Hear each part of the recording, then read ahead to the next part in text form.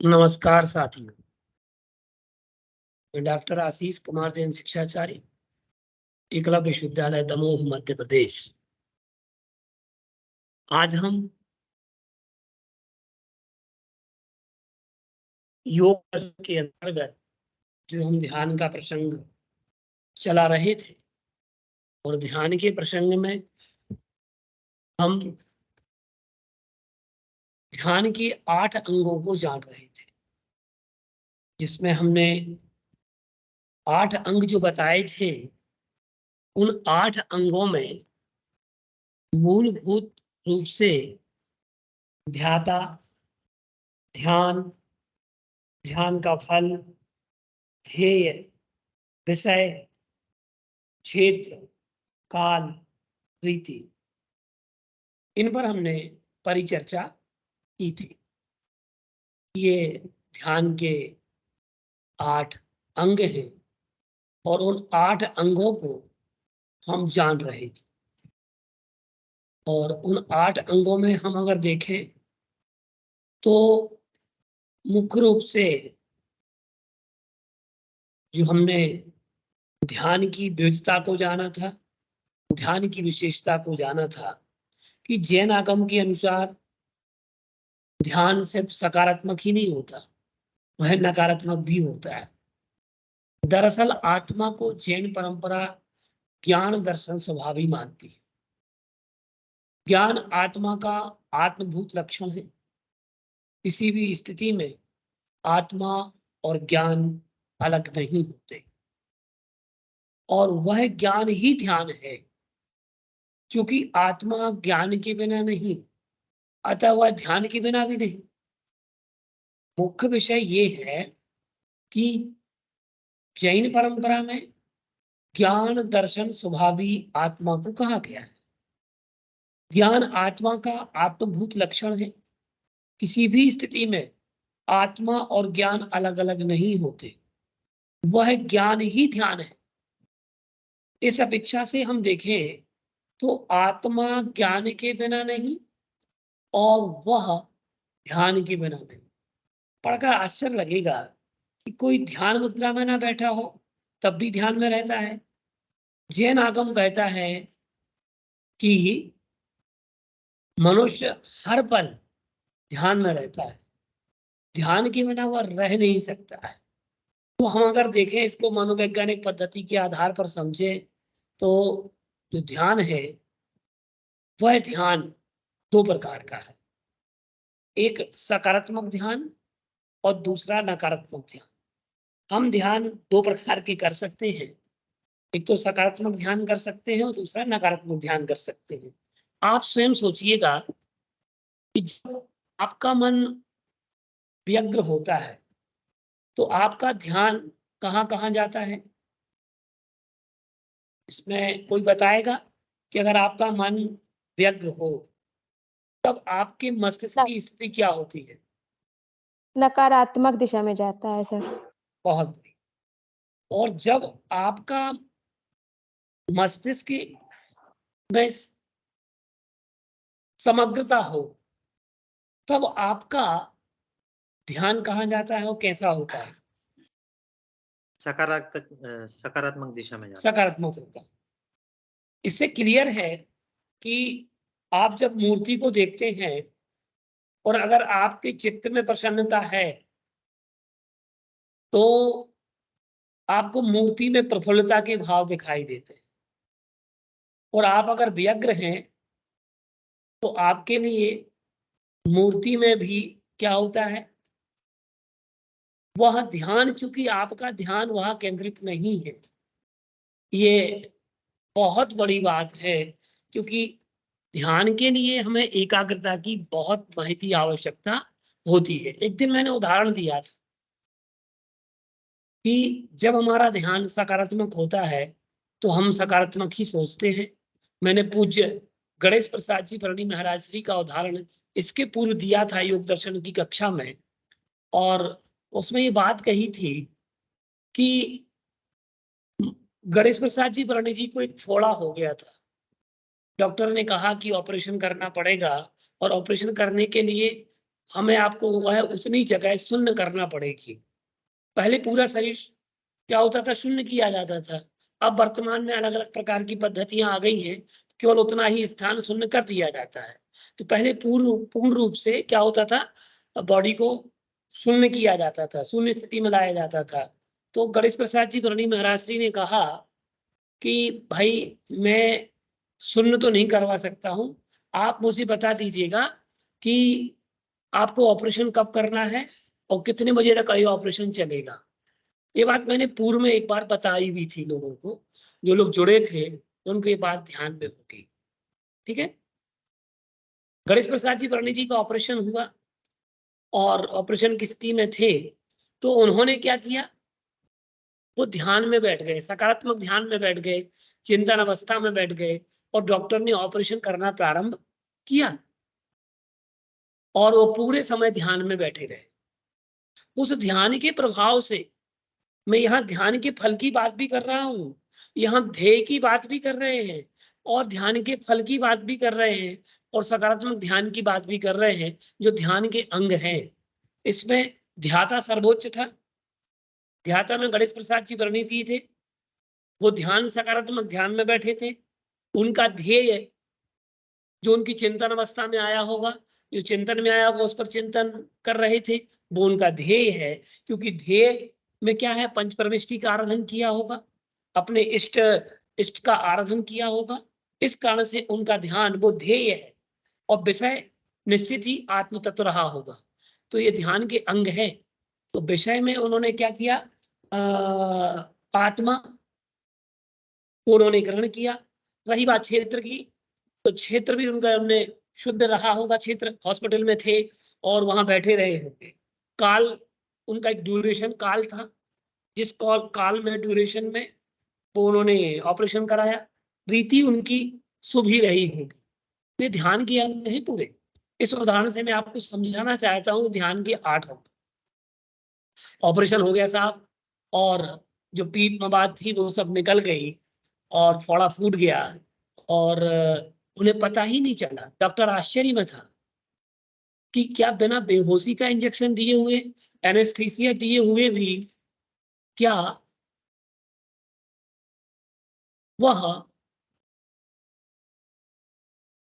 निश्चेत हो सकता है क्या? जिसका ध्यान एकाग्रचित्त हो गया, जिसका शरीर से ध्यान हट गया, वह मान के चलिएगा कि उसका वो विदेही हो गया। क्या हो गया?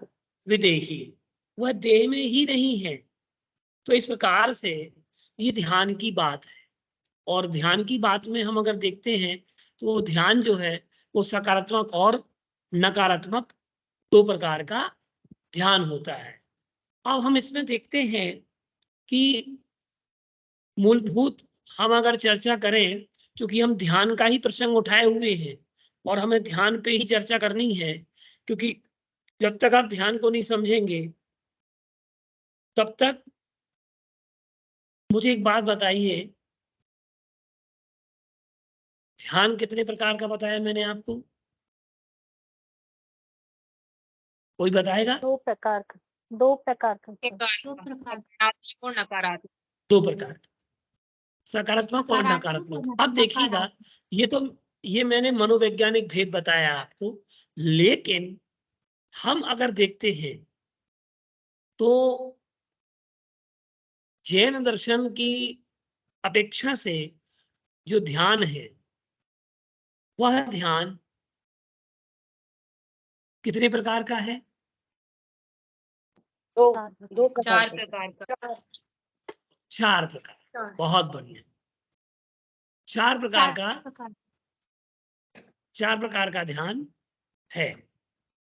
4 प्रकार के ध्यान में हम देखते हैं तो कौन कौन सा ध्यान होता है? आर्त ध्यान, रौद्र ध्यान, धर्म ध्यान, शुक्र ध्यान।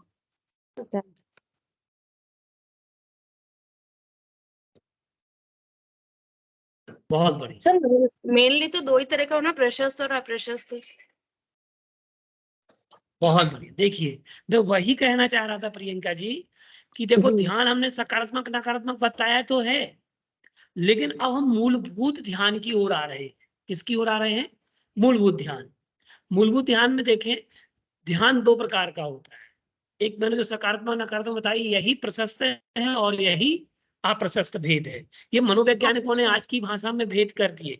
ठीक है, मनोवैज्ञानिकों ने आज की भाषा में ये भेद कर दिए कि जो मनोवैज्ञानिक हैं वह भेद करते हैं सकारात्मक नकारात्मक जन सामान्य की भाषा के लिए। लेकिन हम आगमिक भाषा की बात करें, दृष्टि से चर्चा करते हैं, तो ध्यानम चतुर्विधम, क्या कहा है? ध्यानम चतुर्विधम। तो कहा ध्यान 4 प्रकार का है, फिर कहा प्रशस्तम अप्रशस्तम च। वह ध्यान कैसा है? वो 4 प्रकार का तो है, लेकिन वह ध्यान प्रशस्त और अप्रशस्त के भेद से 2 प्रकार का है। कितने प्रकार का है? 2 प्रकार का। अब आप देखें कि तो क्या कहा, 2 प्रकार कौन से हैं? तो कहा आर्त रौद्र धर्म शुक्लम च। आर्त ध्यान, रौद्र ध्यान, धर्म ध्यान और शुक्ल ध्यान। तो ये आर्त ध्यान, रौद्र ध्यान, धर्म ध्यान और शुक्ल ध्यान ये है।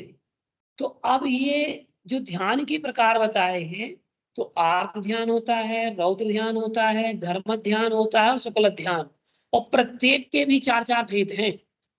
सारे ध्यान के भेद 4-4 हैं। कितने हैं? 4-4।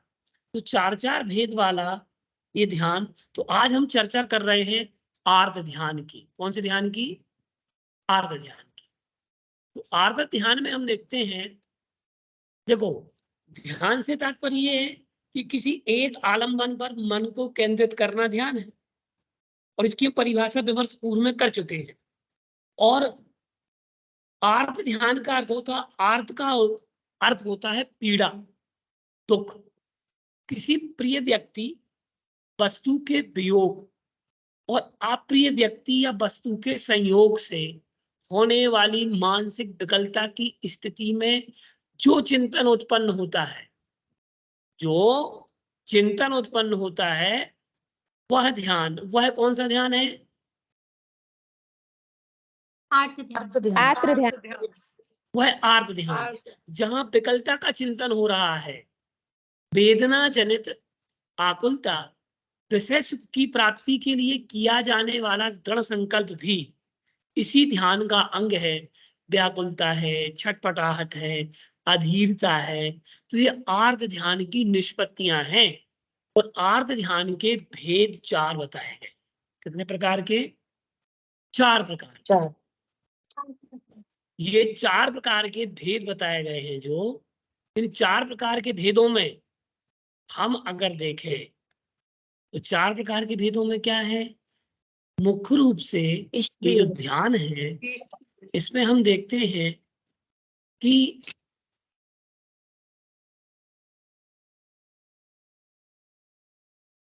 एक होता है इष्ट का वियोग। क्या? इष्ट का वियोग। एक होता है अनिष्ट का संयोग। क्या होता है? इष्ट वियोग, अनिष्ट का संयोग। पीड़ा चिंतन। कौन सा चिंतन? पीड़ा चिंतन। और एक होता है निदान। क्या होता है? निदान। अब आप देखिएगा, इन ध्यान से लेस्याओं का भी संबंध है। इन ध्यान से लेस्याओं का भी संबंध है। जैसे कि हम देखते हैं कि प्रिय व्यक्ति या वस्तु के वियोग होने पर उसकी प्राप्ति के लिए होने वाली वियोग जन्य विकलता इष्ट का वियोग नामक आर्त ध्यान है। आर्त का ध्यान ही पीड़ा है। मुख्य रूप से आर्त का नाम ही पीड़ा है। तो जो विकलता उत्पन्न हो रही है, अब देखिएगा, केवल व्यक्ति ही नहीं, यहाँ जैन आचार्य क्या लिख रहे हैं कि वस्तु का वियोग भी होने पर, अधिकांश हम वस्तुओं के बीच में रहते हैं, हमें कभी कभी किसी किन वस्तुओं से आत्यंतिक लगाव हो जाता है। देखिए, केवल व्यक्तियों से ही लगाव नहीं होता, हमारा वस्तु में भी, जड़ पदार्थ में भी राग भाव उत्पन्न होता है। जैसे किसी को रेनॉल्ड का पेन पसंद है लिखने में, किसी को निब वाला पेन पसंद है। तो ये पसंद नापसंद वाली स्थिति ही तो राग की स्थिति है। किसी को हम देखते हैं रंग विज्ञान की अपेक्षा से, क्योंकि जो जो लेस्याएं हैं, ये लेस्याएं ही तो रंग विज्ञान की जनक है।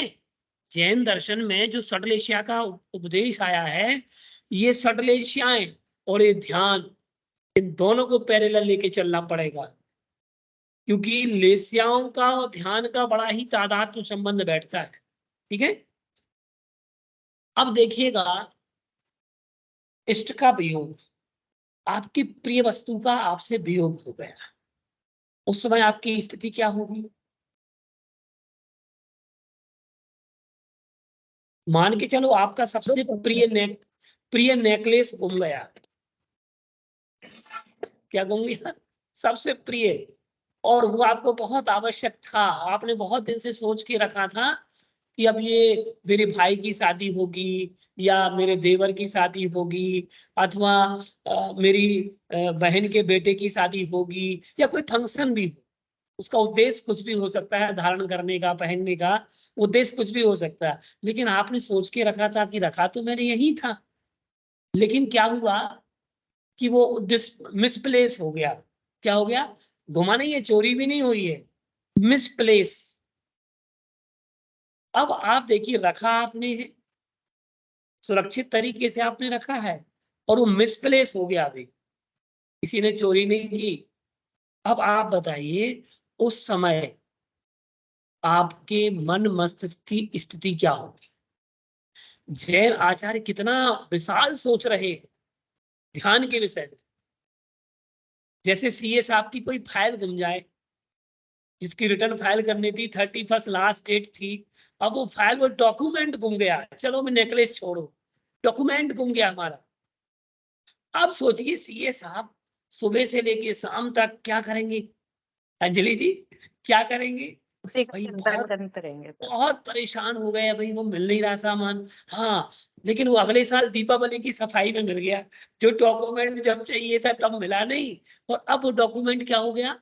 मिल गया। अरे ये मिसप्लेस हो गया था, कि मुझे अब यहाँ रखा मिला। देखिएगा वहां जो चिंतन आ रहा है वो आर्त ध्यान है। क्या है? वहां तुम्हारी नसें भी खिंच रही हैं, नाड़ियां भी खिंच रही हैं, तुम्हें क्रोध का भाव हो रहा है। आर्त रौद्रा सदा क्रोधी मत्सरो धर्म वर्जिता। आर्त रौद्रा सदा क्रोधी मत्सरो धर्म वर्जिता, ये कृष्ण लेस्या का परिणाम है। कौन सी लेस्या? आर्त रौद्र सदा क्रोधी, जिसे आर्त परिणाम रौद्र परिणाम होते हैं। निरंतर सदा क्रोधी, कभी भी बात करो उसके मुंह से आग ही निकलेगी, वो अच्छे वचन बोल ही नहीं सकता। ये आर्त ध्यान का चिंतन है। तो यहाँ अगर क्रोध कर रहा है, आर्त रौद्र कर रहा है, तो वो आर्त ध्यान में जा रहा है। आर्त रौद्रा सदा क्रोधी मत्सरो धर्म वर्जिता, मत्सर भाव आ गया, धर्म से वर्जना आ गई। मुझे धर्म नहीं करना, मुझे राग नहीं है, मैं ये धार्मिक क्रियाओं में ज्यादा इंटरेस्ट नहीं लेता, मैं दान पुण्य आदि में ज्यादा इंटरेस्ट नहीं लेता, मर जाना है। चारवाक दर्शन का उसके अंदर भाव आ गया, जब तक जियो सुख से जियो, ऋण करके घी पीना पड़े तो घी भी पियो, क्या पता फिर ये शरीर फिर से मिला नहीं मिला, ये 56 भोग मिले ना मिले। तो ये जो इस प्रकार से यहाँ पर आर्त ध्यान की बात की जा रही, इष्ट वस्तु का वियोग, इष्ट व्यक्ति का वियोग कितना दुखकारी हो गया। दुख शोक तापा क्रंदन बद परिदेव नान्यात परो वैस्ताना सदवेदस्य। सोच पा रहे हैं आप? ये एक आर्त ध्यान क्या करा रहा है, एक कनिक सा आर्त ध्यान। अब सोच लो, दुख हो गया तुम्हें, शोक भी हो गया, आतप हो गया, फिर रोना भी चालू हो गया, मेरी वस्तु गुम गई, मुझे नहीं मिल रही है। तो ये जो रोना गाना है, गाना नहीं रोना गाना, समझ रहे ना? रोना गाना, ये तो साथ में बोला जाता है गाना, नहीं तो गाना में तो आदमी झूम उठता है आनंद में, बहुत अच्छा गाना चल रहा है। तो ऐसे गाने नहीं, रोने गाने से तात्पर्य कि रो करके गाना, एक गा करके रोना। दो प्रकार की रोना होते हैं, एक अपना दुख बता गा गा करके रोना, बहुत दुखी हूं, मैं बहुत दुखी हूं, मैं सुखी दुखी में रंग करा, क्या ये इस टाइप का गाना, ठीक है ना, मैं सुखी दुखी मैं रंग करा। तो ये जो गाना साथ में है ना, रो करके गाना, गा करके रोना, पता चले बहुत रो रहे हैं, लंबी लंबी सांसें भर रहे हैं, रो रहे हैं, फूट फूट के रो रहे हैं, दुख शोक, शोक मना रहे हैं, आतप, शरीर में दाह पड़ रही है, बेहोश हो जा रहे हैं बार बार। ये आर्त ध्यान के ही परिणाम है बंधु। तो ये आर्त ध्यान है, ये आर्त ध्यान हितकर नहीं है आत्मा का। इसलिए दुख, शोक, आतप, आक्रंदन, अब छाती पीट पीट करके रो रहे हैं, सिर पटक पटक करके रो रहे हैं, ये आर्त ध्यान का ही चिंतन है। जो आर्त ध्यानी होते हैं उनको, उनकी हमेशा लेस्या कृष्ण ही रहती है। कैसी होती है? कृष्ण लेस्या होती है उनकी, वो कभी भी उन्नत परिणामों को प्राप्त नहीं होते। अब जब कृष्ण लेस्या है तो कौन सा ध्यान हुआ? प्रशस्त ध्यान हुआ कि अप्रशस्त होगा? अरे पर दे इनको, मैं बताइए। एक मिनट इसकी आवाज कौन तेज सा कर ध्यान दे। हुआ? अप्रशस्त ध्यान हुआ सर। अप्रशस्त। अप्रशस्त ध्यान। जब इतना सारा कष्ट भोग रहे हैं तो अप्रशस्त तो होना ही है। और अब देखिएगा ये आर्त ध्यान कहाँ ले जा रहा है तुम्हें? दुख, शोक, आतप, आक्रंदन, बद परिदेव नान्यात। अब देखो वहां तुम्हें अपने कई बार ऐसे कारण उपस्थित हो जाते हैं कि लोग कहते हैं कि इससे अच्छा तो हम मर जाते। क्या चिंतन आता है? चिंतन आया? अगर ऐसा कोई कारण उपस्थित हो गया आर्त ध्यान का, पीड़ा का, दुख का, शोक का, आतप का, इससे अच्छा तो हम पहले मर जाते, ये भाव आ गया। पहले कौन सा भाव था? इससे अच्छा तो हम मर जाते। फिर थोड़ा सा सुधार कर लिया, इससे अच्छा तो हम पहले मर जाते। तो ये जो परिणाम आ रहा है ये बंधु आर्त ध्यान का परिणाम है। और ये आर्त ध्यान बड़ा ही खतरनाक होता है। और ये आर्त ध्यान क्या करता है? ये बात हमने इष्ट के वियोग की कही, ठीक है ना। अब हम अनिष्ट संयोग की बात कहें कि अप्रिय व्यक्ति या वस्तु के संयोग होने पर उसे दूर करने के लिए होने वाली संयोग जन्य विकलता। अब अनिष्ट का संयोग हो गया, पहले इष्ट का वियोग हो गया, अब अनिष्ट का संयोग हो गया। क्या हो गया? अब अनिष्ट का, पहले इष्ट का वियोग था, आपकी इष्ट वस्तु प्रिय वस्तु का वियोग हो गया। अब अनिष्ट का संयोग हो गया, विपत्ति आ गई, आपदा आ गई। तो अब उस विपत्ति को दूर करने के लिए आपका जितना भी चिंतन चलेगा वह क्या है? वह भी तो पीड़ा कारक है कि नहीं है? वह भी पीड़ा कारक है। सो इस पीड़ा कारक, जो पीड़ा का कार्य है और पीड़ा का मुख्य बीज बिंदु है, उसको दूर करने के लिए क्या करना पड़ेगा? चिंतन करना पड़ेगा कि ये कष्ट कैसे दूर हो। तो हमेशा जो व्यक्ति दुखात्मक रहता है, कुछ लोग ऐसे होते हैं कि वो कितने भी सुख में रहे लेकिन उनके चेहरे से, उनके मुख से केवल दुख रूप वचन ही निकलते। अरे हम तो बहुत कष्ट में हैं, बहुत परेशानी में हैं। तो ये जो रोना रोते रहते हैं, मैं दुखी हूं, मैं बहुत दुखी, यद्यपि उस व्यक्ति के लिए, उस जीव के लिए कोई कष्ट नहीं है, फिर भी वो परिवार में दिखाने के लिए, संसार में दिखाने के लिए, अपने आप को सुखी रखने की अपेक्षा से दुखी रहता है। अपने आप को सुखी दिखाने के लिए क्या करता है? दुख का नाटक करता है, दुखी होने का नाटक करता है। अरे यार तो बहुत हाथ में दर्द है, आज मेरे द्वारा ऐसा काम नहीं हो सकता, मैं ये काम नहीं कर सकता। तो क्या है ये तूने अब देख यहाँ क्या रोते क्यों किया, तो सूरत वैसी। कैसा पवन जी? रोते रोते क्यों तो सूरत वैसी। बहुत बढ़िया।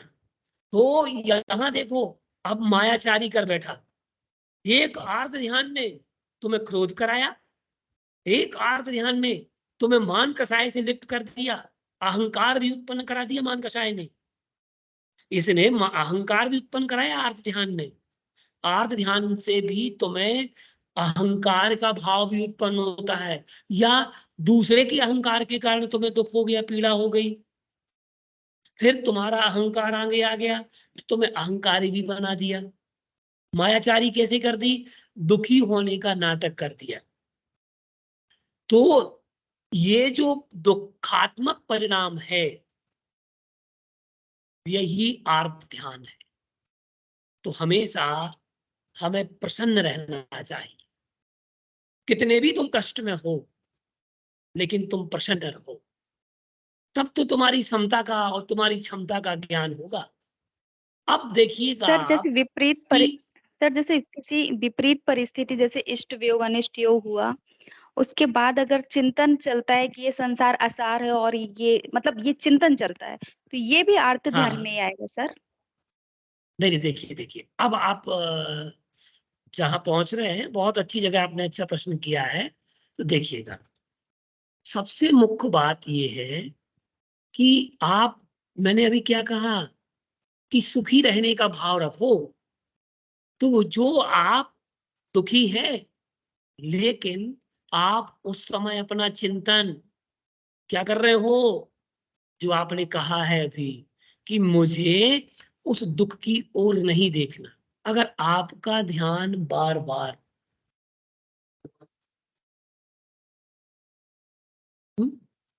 2 सेकंड रुकिएगा, जी सर।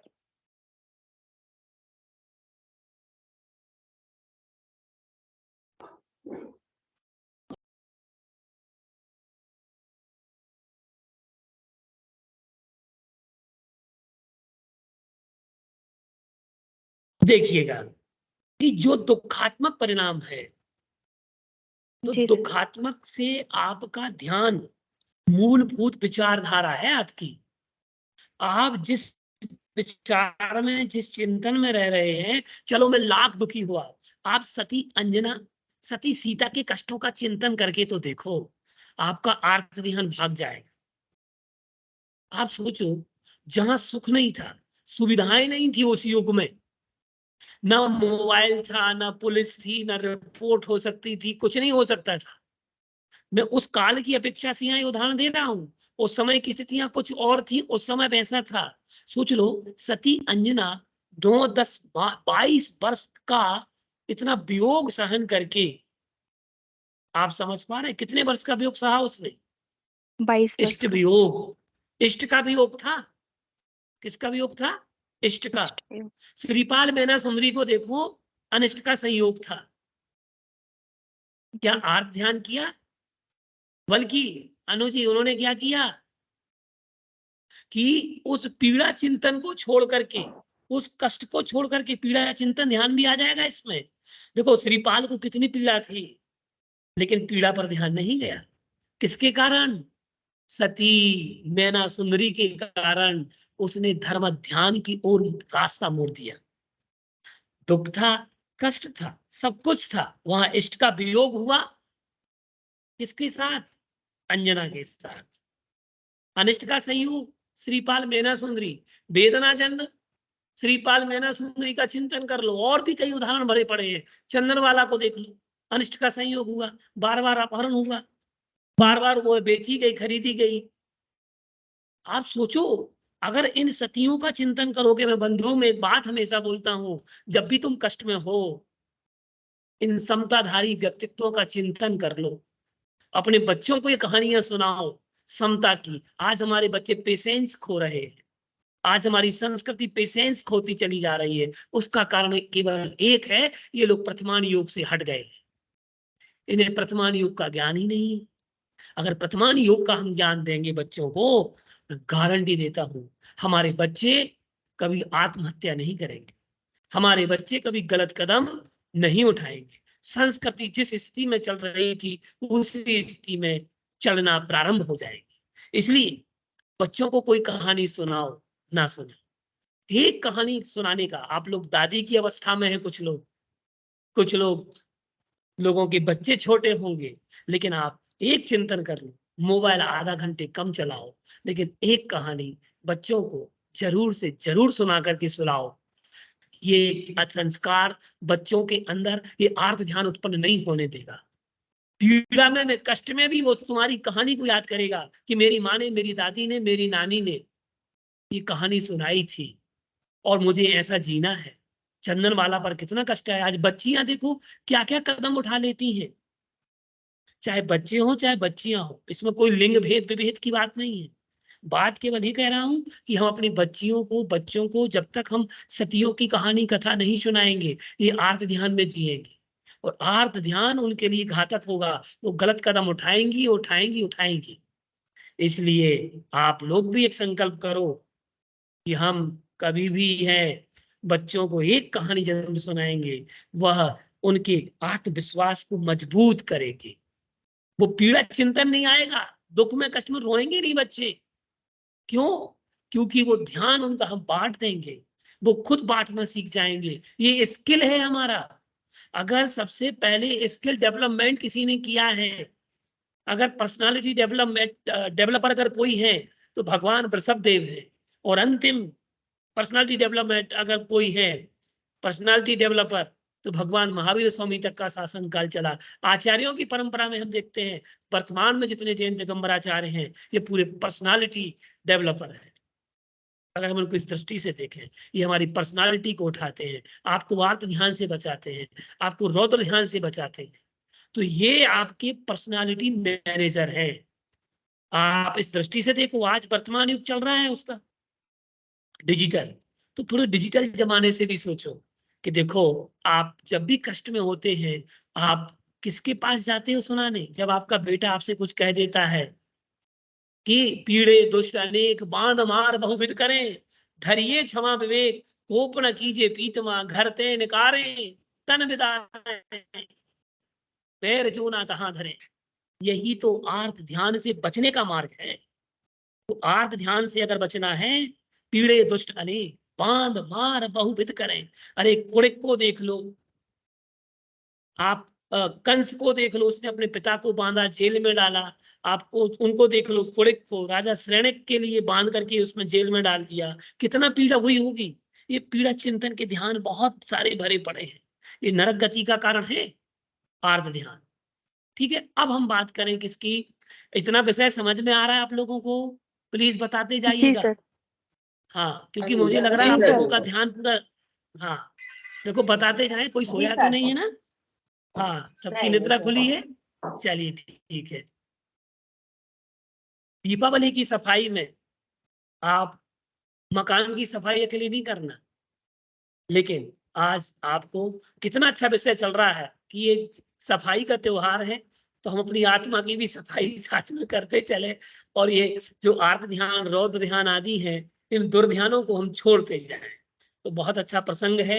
और 2023 का ये महावीर निर्माण महोत्सव आने वाला है, तो इस महामहोत्सव पर आप निश्चित है प्रशस्त ध्यान का दिया जरूर जलाएं। चलते हैं हम आगे। पीड़ा चिंतन। पीड़ा चिंतन देखो, कुंद कुंद मानतुंग महाराज को भोज के समय में, राजा भोज के समय में क्या कर दिया गया? धारा नगरी में, उनको जेल में डाल दिया। कितनी पीड़ा हुई होगी। अगर हम आपको चलो आपको एक कमरे में हम बंद कर दें, कितनी पीड़ा होगी। लेकिन सबसे बड़ी बात यह है, मुख्य बात पीड़ा चिंतन की ये है कि पीड़ा चिंतन में आप अपने चित्त को किस तरीके से एकाग्र कर पा रहे हैं, ये मुख्य बात है। आप पीड़ा का चिंतन करेंगे या पीड़ा से निवारण का चिंतन करेंगे, या पर उस तरफ ध्यान ही नहीं देंगे। देखो पीड़ा चिंतन की अगर गणेश प्रसाद जी वर्णी, मुझे एक बात बताओ, मैं आप लोगों का उदाहरण देता हूं। माँ कितनी भी बूढ़ी हो जाए, अगर वो रोटी बनाते समय जल भी जाती है हाथ में, चिमटा से भी जल गई, कुछ भी हो गया, तो वो जल गई है, यद्यपि वो रोटी भोजन नहीं बना सकती, तब भी वो अपने बेटे के लिए भोजन बना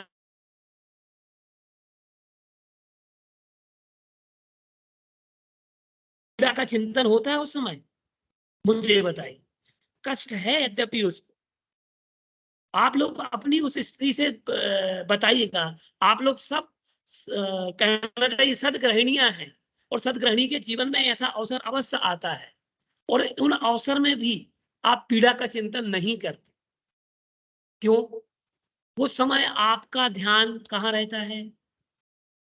पीड़ा पर रहता है कि बेटे की, परिवार की कार्य में भूख पर रहता है?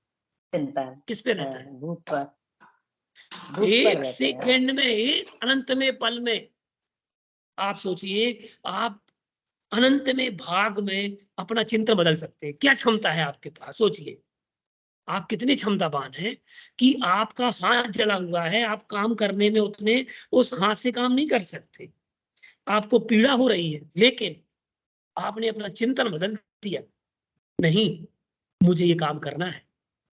वो दृढ़ विश्वास, वो आत्मविश्वास आपके लिए क्या करता है? बताइए, क्या कराता है वो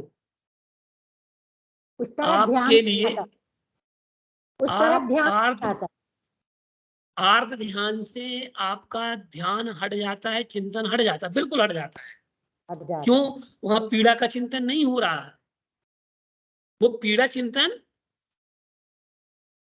नहीं हो रहा। ऐसी कई स्थितियां हैं, कई उदाहरण हैं ऐसे जो आपके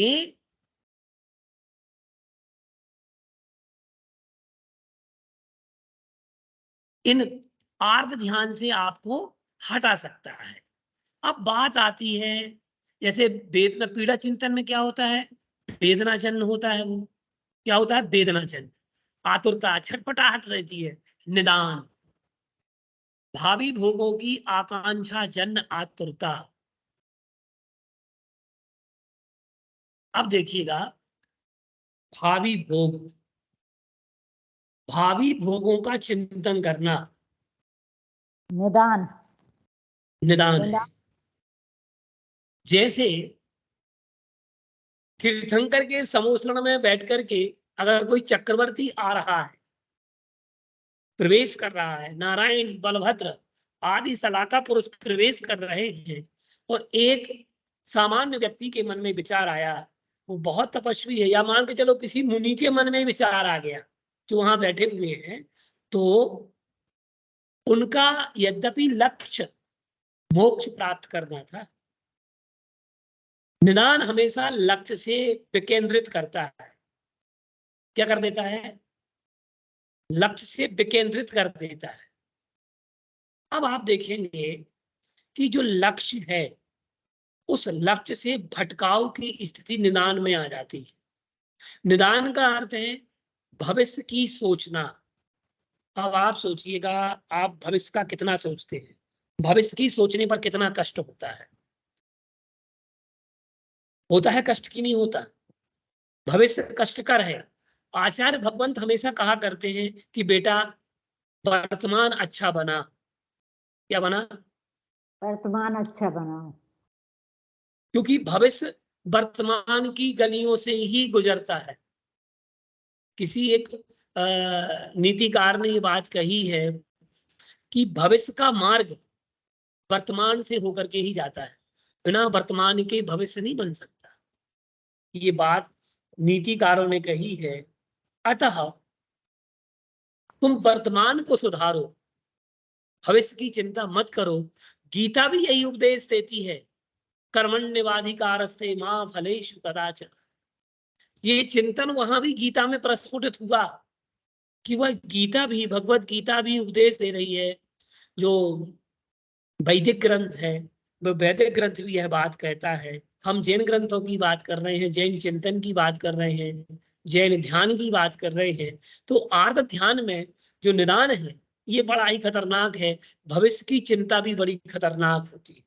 भविष्य व्यक्ति का भविष्य अंधकारमय कर सकता है। भविष्य की चिंता व्यक्ति को कुंठा दे सकती है। भविष्य की चिंता व्यक्ति को हरासमेंट दे सकती है। भविष्य की चिंता व्यक्ति के भावों को ह्रसित कर सकती है, व्यक्ति के भावों को दबा सकती है, व्यक्ति के भावों में बहुत सारा परिवर्तन कर सकती है भविष्य की चिंता, और वह हो सकता है अपने विश्वास को भी खो बैठे। इसलिए आचार्य भगवंत कहते हैं कि बेटा भविष्य को ना सुधार, भविष्य तो तेरा सुधर जाएगा। कब सुधरेगा? जब तू वर्तमान अपना अच्छा बना लेगा। तू कर्म कर और फल की चिंता मत कर, क्योंकि उन्होंने उदाहरण दिया। मैंने कहीं एक बहुत अच्छा एक अच्छी चीज पढ़ी थी, और मैं हमेशा इस चीज को फॉलो भी करता हूँ, और आप लोग भी उस चीज को फॉलो करेंगे तो मैं मानता हूँ आत्मज्ञान कभी नहीं आएगा। हर अवस्था में प्रसन्न रहो, कुछ भी हो जाए, लाख विपत्तियां खड़ी हो तुम्हारे सामने, अगर तुम्हारा विश्वास मजबूत है, मैं मानता हूं कि तुम जीत जाओगे। और जहां तुम्हारा विश्वास डगमगाया, तुम्हारी नैया तो उसी समय डोल गई और डूब गई। अब देखिएगा, एक उदाहरण मैंने दर्शन शास्त्र का अध्ययन करते समय एक बहुत अच्छी बात पढ़ी थी कि हमें अपना मार्ग खुद तय करना होता है। हमें अपना मार्ग खुद तय करना है। मुझे एक बात बताओ, आप बीमार पड़ जाएं, घर में कोई ना हो पानी देने वाला, तो कौन उठाएगा पानी? ये स्वयं को ही गिलास है, उठाना पड़े। ये गिलास उठाने की क्षमता नहीं है आपकी, लेकिन आपको क्या करना है? करने वाला तो कोई है नहीं। अब कौन उठाएगा? खुद का मार्ग खुद को तय करना। आप मंदिर जाते हैं, तीर्थ यात्रा जाते हैं तो आपको अपने पैरों से ही मार्ग तय करना होता है। पुण्य का अर्जन स्वयं करना होता है। 7 फेरे स्वयं लेते हैं कि पड़ोसी के साथ लेंगे?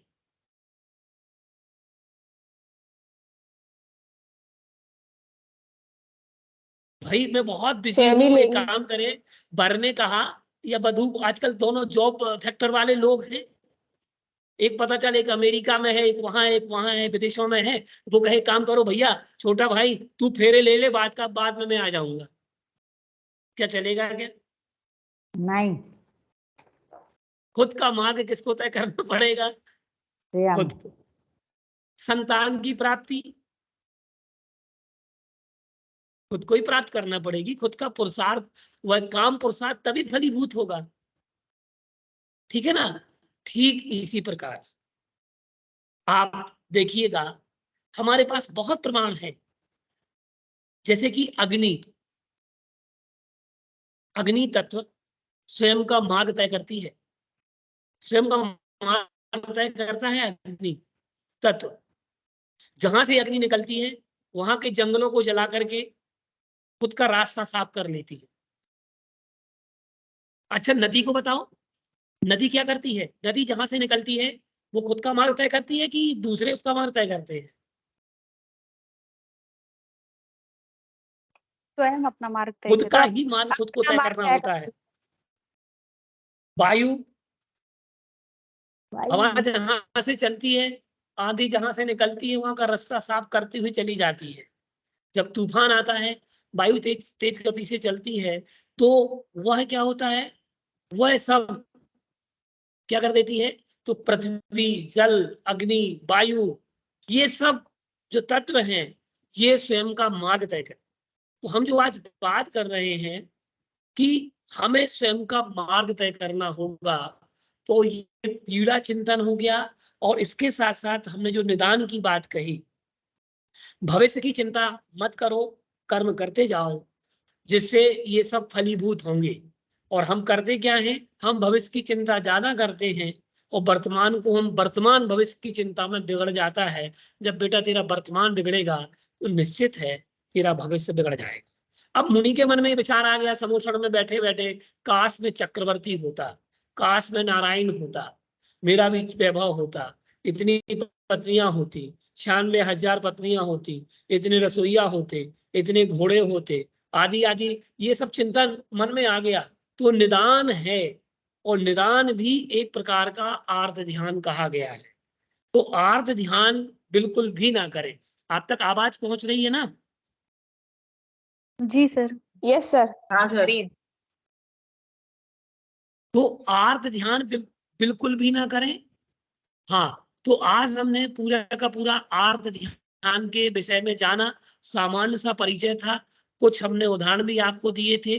तो ध्यान मुख्य रूप से 2 प्रकार का होता है। कैसा? पहले कह दिया गया कि जो आर्त ध्यान है, ये आर्त ध्यान कितने प्रकार का बता दिया? 4 प्रकार का। 4 प्रकार। 4 प्रकार का। 4 प्रकार, ठीक है। तो 4 प्रकार के ध्यान में हमने जो चीज जानी थी कि ये जो 4 प्रकार का ध्यान है, यह ध्यान आर्त ध्यान, रौद्र ध्यान, धर्म ध्यान और शुक्ल ध्यान। आज हमने आर्त ध्यान के विषय में जाना कि आर्त ध्यान क्या है। तो आर्त ध्यान एक पीड़ा कारक ध्यान है, पीड़ा का चिंतन कराता है। इष्ट का वियोग, अनिष्ट का संयोग होने पर, पीड़ा का चिंतन करने पर और निदान होने पर। ये हमने बात समझी। अगली कक्षा में हम जानेंगे रौद्र ध्यान। तो ये रौद्र का ध्यान कैसा होता है, कब होता है और क्या क्या इसके फल होते हैं, ये हम साथ में समझते जा रहे हैं। तो आर्त ध्यान, रौद्र ध्यान, धर्म ध्यान और शुक्ल ध्यान, ठीक है ना? अब आप सबके लिए नमस्कार है। बोलिए सर एक क्वेश्चन। सर जी। मैं ये बोल रही हूँ, जैसे आपने ये निदान बताया भविष्य की चिंता करना, तो जैसे कई लोग किराए के मकान में हैं या छोटे घर में हैं, तो मतलब बड़ा घर बनाना है या बड़ी, तो ये भी निदान बंद में आए, उसमें ध्यान में आएगा सर? देखिए, इसको हम क्या कहें क्या ना कहें, क्योंकि भविष्य की चिंता के लिए तो बात आचार्य भगवान ने कही। निदान एक प्रकार का बंद भी होता है। निदान उन तपस्वियों के लिए घातक सिद्ध होता है जो महान तप कर चुके हैं और छोटे से लक्ष्य की प्राप्ति कर लेते हैं। छोटे से लक्ष्य की प्राप्ति पर उनका लोभ जागृत हो जाता है, उनके लिए ये घातक है, ठीक है ना? सामान्य ये आपकी आवश्यकता है, रोटी कपड़ा और मकान, ठीक है ना? ये मूलभूत सर। गृहस्थ के पास अगर 2 कौड़ी नहीं है तो वो 2 कौड़ी का नहीं होता है, और साधु के पास 2 कौड़ी है तो वो साधु भी 2 कौड़ी का नहीं होता है। तो गृहस्थ के पास तो ये सामान्य सी बातें हैं। तो केवल कहने का मात्र अर्थ हमारा ये था दीपशिखा जी, कि जो ध्यान है निदान, हमें भविष्य की चिंता अधिक नहीं करना। हमारा कहने का उद्देश्य मात्र ये है को किराए का मकान है, आपका खुद का मकान हो, आपका पुण्य जोर मारे, और जिसका भी हो तो उसका पुण्य बहुत प्रबल रहे और उसको मकान मिले, अच्छे से सुख सुविधाएं मिले, वो उसके पुण्य और पाप का खेल है। तो हम इसी पर चिंतन कर सकते हैं। निदान उनके लिए है सर जो ये महान पूछ रहे हैं कि सर ये पूछना चाह रही हूँ कि अगर कोई भी व्यक्ति अपने जीवन को लेके भविष्य की चिंता नहीं करेगा तो वो वर्तमान में उसके अनुसार कार्य कर नहीं सकता है। दूसरा प्रश्न ये है देखिए, कि हम जब आपको कभी हम किसी का समाधि मरण मैं इसका देखते हैं जवाब देने की कोशिश या करूँ सर। हाँ बोले अनु जी, बोले। भविष्य की चिंता का ऐसा है, हम आपको बताएं कि भविष्य की चिंता हमें लक्ष्य केंद्रित करना है, ना कि भविष्य की चिंता। एक बार लक्ष्य केंद्रित कर लीजिएगा बस। अगर आपका लक्ष्य सही है तो आप उसमें वर्तमान को अपना सुधारना प्रारंभ करिएगा, ठीक है ना? जी आप सर। अगर उसी उसी का चिंतन करते रहेंगे ना तो आपका वर्तमान बिगड़ जाएगा, ऐसा अपेक्षा से कहा गया था, ठीक है? जी सर। अनु मैं अनु इसके जी, बारे में प्रश्न बोलता का हूँ जैसे जिज्ञासा का सर, समाधान हुआ? हाँ सर, लेकिन सर कई बोलिए। बार कई लोग ऐसा बोलते हैं कि लक्ष्य हम ऐसा समाधि मरण करेंगे तो विदेह क्षेत्र जाएंगे, फिर वहां से तो फिर ये भी तो निदान में ही आ जाएगा, हालांकि ये उसका नहीं, ये नहीं होना, ये गलत है, ये गलत है। देखिए, आपकी देखो, सबकी इच्छा एक है, मोक्ष की प्राप्ति। वो गलत इच्छा नहीं है। मोक्ष का लक्ष्य अच्छा होना चाहिए, ठीक है ना? मोक्ष का लक्ष्य रखें, समाधि का लक्ष्य रखें। अब उसमें फल की इच्छा ना कि हम समाधि मन हमारा हो गया तो हमें स्वधर्म स्वर्ग मिलेगा, ईशान मिलेगा, अथवा विदेश क्षेत्र में जाएंगे, ये सब नहीं। ये तो लेकिन सर आउटसाइडर जैसे चीजें कई लोग हैं, सब समाधि चीजें कुछ। मरण कराते हैं ना, तब वो ये चीज बोलते हैं, तो फिर उससे जो जिस व्यक्ति का मरण हो रहा है नहीं, उसका उनसे ध्यान भटक लक्ष्य से जाता है। वो उनको ध्यान कराने की अपेक्षा से बात की जाती होगी वहां पर, लेकिन उनको भटकाने की स्थिति नहीं होना चाहिए, ठीक है ना। वो वहां रॉन्ग जी है। सर। अभी आगे धारणाएं आएंगी, धर्म ध्यान में आएंगी वो चीजें जो आपके प्रश्न है ना अनुची, ये जी सर, धर्म जी ध्यान का वर्णन आएगा हाँ ना, वो प्रेशर अब से बहुत ध्यान हो सारे जाएगा चीजें। सर। क्या बोलिए। योग में भी जो है ध्यान के पहले धारणा आती है, तो ये धारणा पे आपका डिपेंड करता है कि आपका धारणा शाश्वत है कि अशाश्वत है। जैसे आप घर बनाना है, मकान बनाना है, ये आपका अशाश्वत देखिए, ध्यान हो गया। पवन जी देखिए, ऐसा है, अभी हम जैन ध्यान योग की बात कर रहे हैं। यहाँ धारणा, हम पतंजलि योग की अपेक्षा से धारणा पहले आती है, ठीक है ना। पतंजलि योग में धारणा, ध्यान और समाधि, ये क्रम उनका है।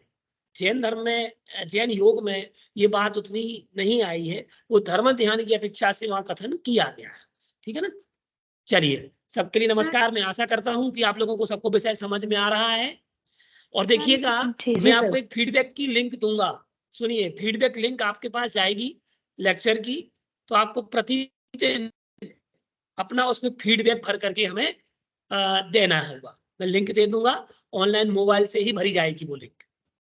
सर रिक्वेस्ट जी है सर। तो सूत्र चलिए, बोल सबके लिए तो हम नमस्कार। और सबका महावीर निर्माण उत्सव बहुत अच्छे से संपन्न हो और अच्छा, सभी लोग धर्म ध्यान में लीन रहे।